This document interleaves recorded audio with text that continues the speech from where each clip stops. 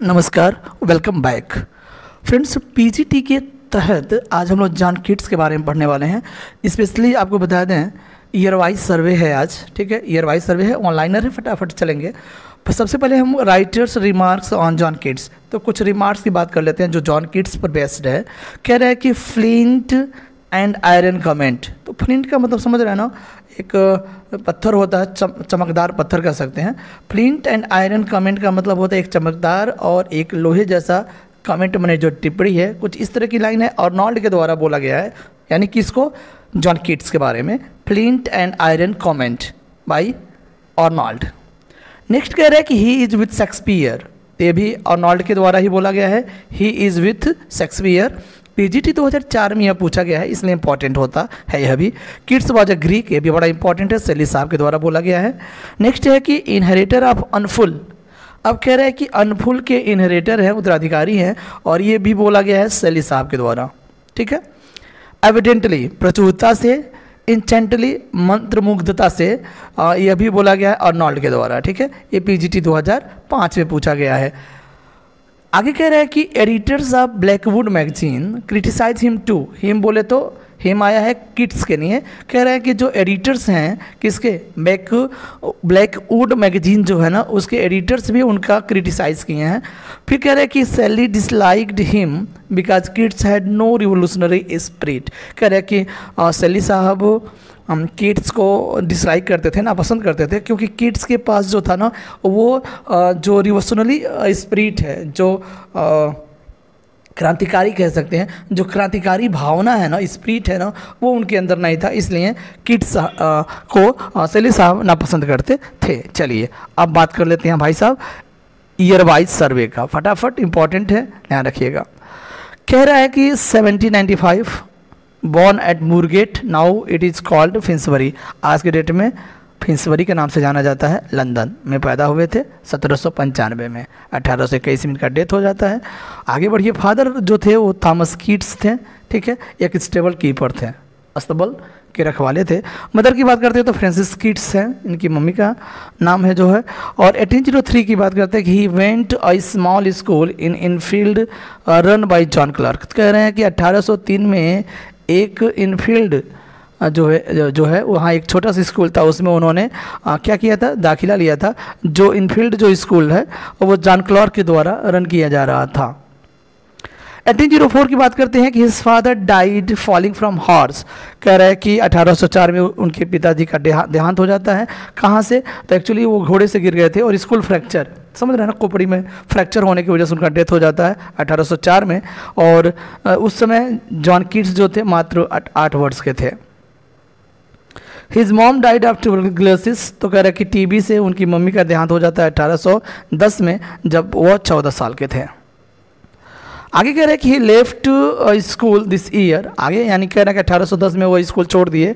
Join a surgeon, और एक surgeon को ज्वाइन कर दिया। सर्जन का नाम था थॉमस हामोंड, ये ध्यान रखिएगा, क्योंकि वो एक सर्जन थे। और कहाँ से सीखे? तो थॉमस हामोंड से सीखे हैं, फॉर प्रैक्टिस अप्रेंटिस। 1814 की बात कर रहा है। He wrote first verse an imitation of Spenser. 1814 में क्या इन्होंने लिखा है? एक पहला वर्ष उन्होंने लिखा है कि एन इमिटेशन ऑफ स्पेंसर, इसको ध्यान में रखिएगा। 1815 की बात कर रहा है कि he became medical student of guys hospital. तो ध्यान रखिएगा, एक तो 1815 ध्यान रखिएगा, मेडिकल स्टूडेंट हो गए। कहाँ? तो गाइज हॉस्पिटल में एक मेडिकल के स्टूडेंट हो गए। कौन? हम जॉन कीट्स के बारे में बात करना भाई साहब। He wrote ode to Apollo. और कह रहा है कि 1815 में भी एक ओड उन्होंने लिखा था, odd to Apollo.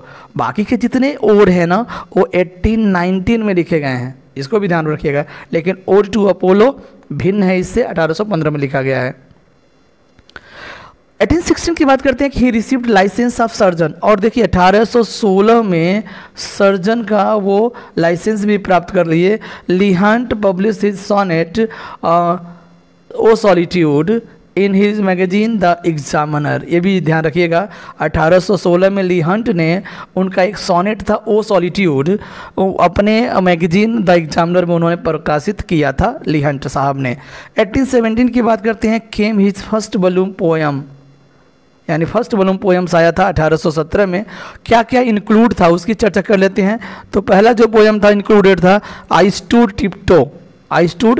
टिप्टो, sleep and poetry, ध्यान रखिएगा sleep and poetry, on first looking into Chapman's Homer, ठीक है, ये ध्यान रखिएगा, ये फर्स्ट क्रिएशन है, पहली रचना है, on first looking into Chapman's Homer. और ब्राइट स्टार भी उसमें शामिल था पोएम्स में, लेकिन आपको बता दें ये लास्ट क्रिएशन है, ठीक है, ये लास्ट क्रिएशन है bright star. Same year he introduce the concept of negative capability, और 1817 में उन्होंने जो निगेटिव कैपेबिलिटी का कॉन्सेप्ट है ना 1817 में इंट्रोड्यूस किया है। 18 की बात करते हैं, 1818 में ही पब्लिश इंडिमियन, ठीक है, यानी मून गॉडेस ग्रीक मिथोलॉजी। तो कह रहा है कि जो इंडिमियन है ना वो मून गॉडेस पर बेस्ड है, स्पेशली ग्रीक मिथोलॉजी के बारे में है।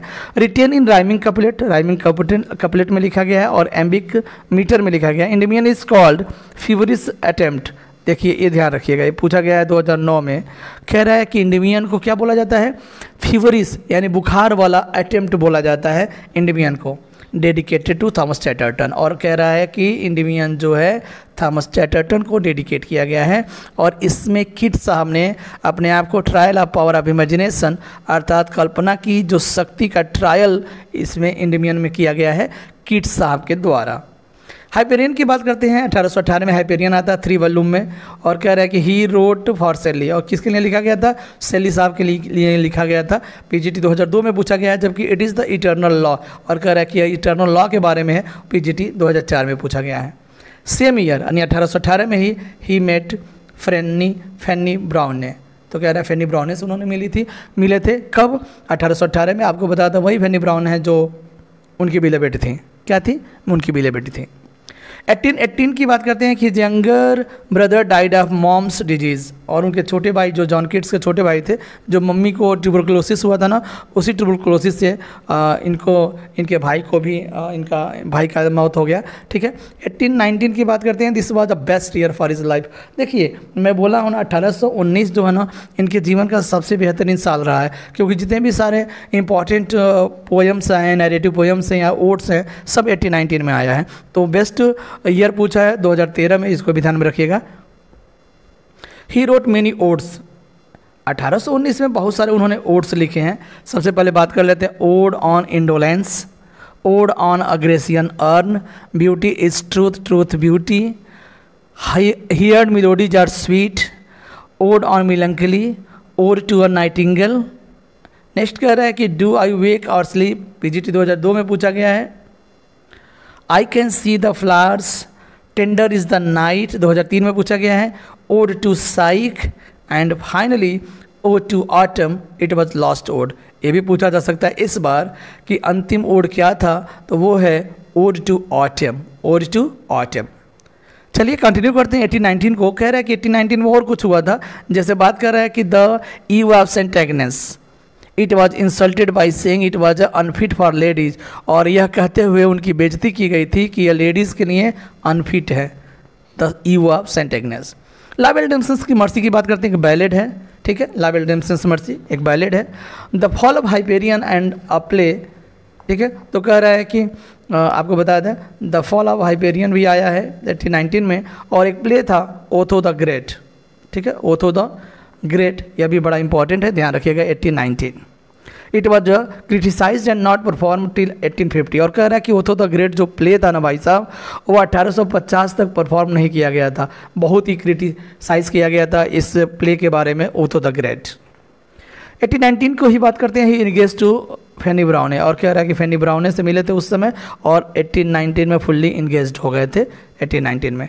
1820 की बात करते हैं, he publish Lamia based on anatomy of melancholy, कह रहा है कि 1820 में लामिया पब्लिश होता है, किस पर बेस्ड था, एनाटॉमी ऑफ मिलंकली पर बेस्ड था, नैरेटिव पोएम है। इसाबेला भी आया है और नैरेटिव पोएम है। इसाबेला आपको बताया था 1819 में लिखा गया, जबकि पब्लिश होता है 1820 में, narrative poem. The eve of Saint Agnes and the other poems, और इसमें 42 स्टेंजा है, ध्यान रखिएगा, by Taylor and Hessey, published in 1820 में पब्लिश किया जाता है the eve of Saint Agnes and other poems.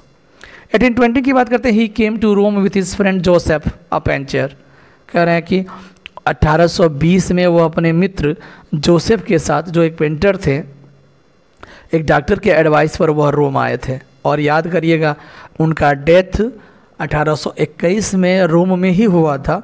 और कह रहे हैं कि 1821 में यानी 1 फरवरी ही डाइड ऑफ ट्यूबरकुलोसिस। और सुनिए, यह भी माँ भी ट्यूबरकुलोसिस से मरी, इनके भाई भी ट्यूबरकुलोसिस से मरे, और साथ ही साथ इनका भी देहांत 21 फरवरी 1821 में ट्यूबरकुलोसिस से भी इनका भी देहांत होता है। और ये पीजीटी 2013 में पूछा गया है। In the lap of Joseph Severn, वही फ्रेंड थे जोसेफ सेवर्न के गोद में, लैप माने गोद में, उनके मित्र जो थे उनके गोद में मर गए। बरीड इन प्रोटेस्टेंट सेमेस्ट्री रोम। और कह रहा है कि उन्हें कहाँ दफनाया गया?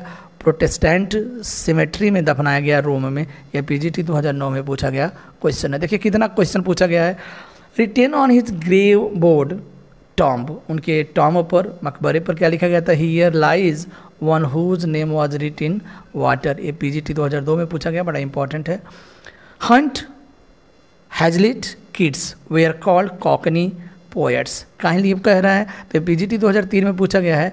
कह रहा है कि हंट को, हैजलिट को और किड्स को कॉकनी पोएट्स बोला जाता है क्योंकि they had lake of education, क्योंकि उनके अंदर शिक्षा की कमी थी, अनुभव की कमी थी, और जो डिक्शन का यूज़ हो रहा था वो लोग डिक्शन का यूज़ करते थे लोग।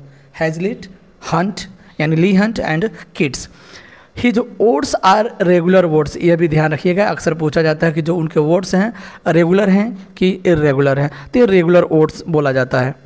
The description of Greek art and culture is called Hellenic spirit. जो हेलेनिज्म की बात होता है ना, किड्स से बिलोंग करते हैं, एसोसिएट हैं, तो कह रहा है कि ग्रीक आर्ट और कल्चर्स का जो डिस्क्रिप्शन है ना, वो उनको हेलेनिस्टिक बनाता है। Keats use to write letter to Shelley, कह रहा है कि प्रायः जो है जो किड्स साहब है ना, वो सेली को खत लिखा करते थे, ऐसा बताया जा रहा है। ठीक है फ्रेंड्स, ये रहा आज का वीडियो। मिलते हैं कल, किड्स के बारे में चर्चाएं चलेंगी क्योंकि बीजीटी का जो एग्ज़ाम्स हैं वो होने जा रहा है 18 और 19 को, इसलिए थोड़ा सा इधर पीजीटी के ही बारे में चर्चा करेंगे। जैसे टीजीटी का क्लियर होता है वो आता रहेगा, प्रत्येक संडे को हम टीजीटी का प्रैक्टिस पेपर लाते रहेंगे। ठीक है, बाकी इधर पीजीटी को देखते हैं। बने रहिए with example CH, like share करना मत भूलिएगा। अगर चैनल से जुड़े नहीं हैं तो जुड़ जाइए। Bye bye.